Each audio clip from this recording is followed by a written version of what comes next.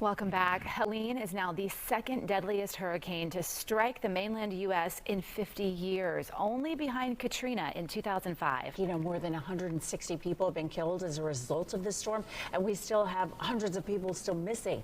Now, President Biden will be in North Carolina today to survey the damage firsthand. Former President Trump is expected to go later this week as well. Fox's Caroline Elliott is live now from one of the hardest hit areas near Asheville. Caroline, are they still are looking for possible survivors who just haven't been heard from? Sally, Lena, good morning to you both. Yep, that is the #1 priority right now, is searching for any survivors. You mentioned still there are hundreds of people unaccounted for in this area. Now, as of right now, the death toll has sadly climbed over the last few days, now at 160. We know that in North Carolina alone, 60 people have been confirmed dead, and a lot of those deaths, 40, have been here in Buncombe County. Here on the ground, though, the search for survivors continues.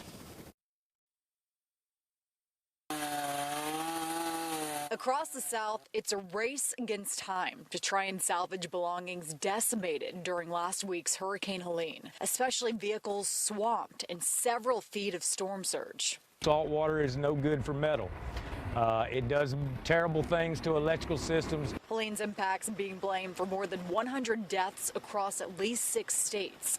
The massive system bringing a deluge of heavy wind and rain, triggering dangerous mudslides. Roaring currents also carrying homes downriver.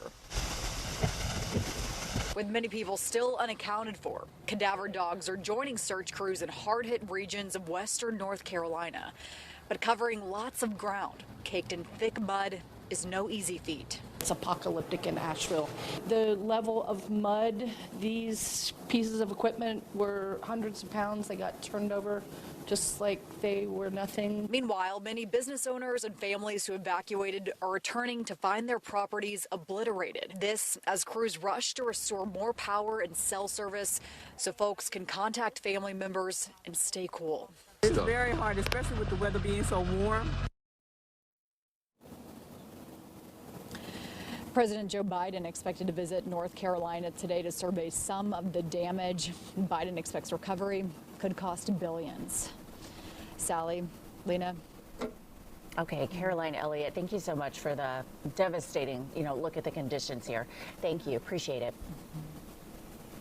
You know what? I have a friend who's a reporter there in North Carolina who was saying they have boards at different places that you can put your name just in case, some of your family members happen to be in that area. So they can kind of try to connect, without the ability to call or reach out or post. There's long lines like outside the library for Wi-Fi and that kind of thing.